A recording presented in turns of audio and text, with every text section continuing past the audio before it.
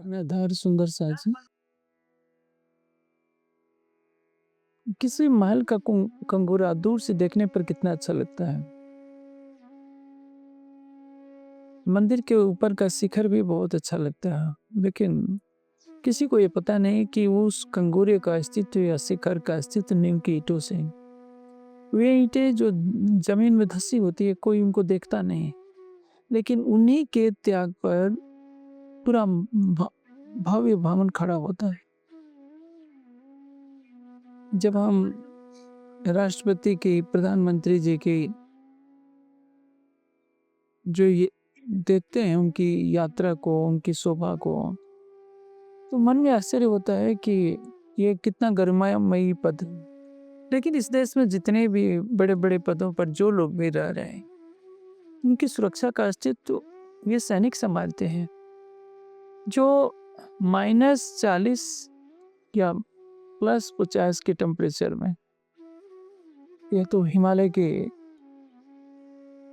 हार कपा देने वाली ठंडक में अपने प्राणों को बलवेदी पर चढ़ा करके रक्षा करते हैं, या जैसलमेर की तपती दोपहरी में अपने जीवन को खतरे में डालकर हमारी रक्षा करती हैं। हम तो अपने घरों में आराम से सो रहे होते हैं, वैसे जागने का जो कार्य है, अभी जो जागनी यात्रा चल रही है, उसमें मंच पर तो हम प्रवचन दे देते हैं, सुंदर साथ तक वो पहुंच जाता है, लेकिन यह विचारणीय तथ्य है कि उस प्रवचन को समाज तक पहुंचाने में पर्दे के पीछे अनेक सुंदर साथ का योगदान होता है, जो कभी भी सामने नहीं आते।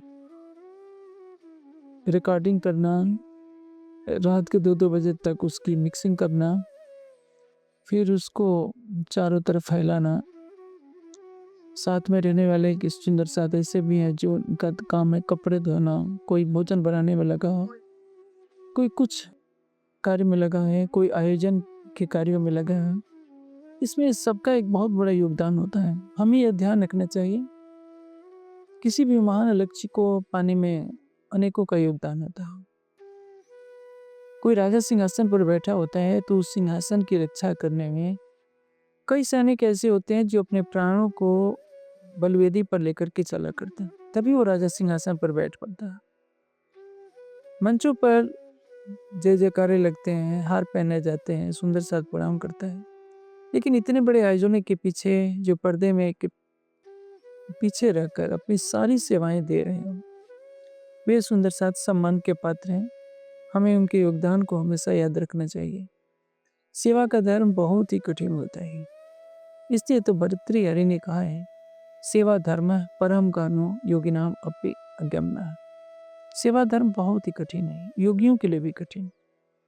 योगी कदाचित मोक्ष की आकांक्षा कर सकता है, लेकिन एक समर्पित कार्यकर्ता जिसके लिए सेवा ही लक्ष्य है, रात्रि की अपनी नींद नहीं देखता, दिन को अपने कष्टों की परवाह नहीं करता, वो निस्वार्थ भाव से सेवा में लगा है। केवल राज्य की जो जागने का ये मिशन है, राज्य के जागने के मिशन को पूरा करने में लगा रहता है। उसको कोई स्वार्थ नहीं। वस्तुतः यही कर्मयोग है, निष्काम कर्मयोग, जिसका योगेश्वर श्री कृष्ण उपदेश दिए हैं। जो मंच पर प्रवक्ता होते हैं उनको तो सम्मान मिलता है, स्वयंसेवक को कोई सम्मान नहीं मिलता, क्योंकि उसका सम्मान कहीं ना कहीं राज्य के हाथों में बधा है। मैं इस सेवा की उदात्त भावना की सराहना करता हूँ। जो आयोजक होते हैं उनकी भी इस सेवा की बहुत बड़ी भूमिका है, और सबसे बड़ी महिमा उन सुंदर साथ के मैं करूँगा जिन्होंने एक एक रुपया जोड़ करके किसी कार्य के लिए तैयार किया होता है कि आज हमारे यहाँ कार्यक्रम होगा। मैं उत्तर प्रदेश में कई जगह गांव के इलाकों में गया, जहाँ के सुंदर साथ को बहुत आर्थिक कष्ट भी है, फिर भी कैसे कैसे उन्होंने संग्रह किया होगा, कार्यक्रमों का आयोजन किया होगा। उन सुंदर साथ के लिए भी मैं राज्य से प्रार्थना करता हूँ, जो अपनी मूक सेवा दे रहे हैं, चेहरे पर मुस्कान है, अर्थाभाव से जूझ रहे हैं, लेकिन एक ही प्रबल आकांक्षा कि हमारी वाणी फैले, राज्य को सभी पहचाने। और इस कार्य में जो भी लगे हैं, गायक से लेकर जो कंप्यूटर पर जो मिक्सिंग करते हैं, जो फ़ोटोग्राफ़ी करते हैं, जो भोजन बनाते हैं, जो कपड़े धोते हैं, जो साथ-साथ चल रहे हैं, अपने घर-द्वार को छोड़कर, अपने सुख और सुविधाओं के निवास को छोड़कर जो गाँव में भी रहने के लिए तैयार हैं, उन सब सुंदर साथ के लिए मैं राज्य से प्रार्थना करता हूँ कि राज्य इनके ऊपर अपनी मेहर की वर्षा करते रहें, ताकि जागने के मिशन ऐसे ही चलते रहें और सब सुंदर साथ में एक चेतना जगे कि हमें वाणी को सारे देश में फैलाना है, सारे संसार में फैलाना है और अजंता के अंधकार में भटकती हुई इस मानवता को परम सत्य की राह दिखानी है। ये एक महान कार्य है। भामती जी के तन के साथ जिन 5000 सुंदर साथ ने कष्ट झेले, भिक्षा मांग में मिला हुआ अन्न ग्रहण किया, आज तो हमें गाड़ियों में चलने को मिलता है, कोई परेशानी नहीं होती।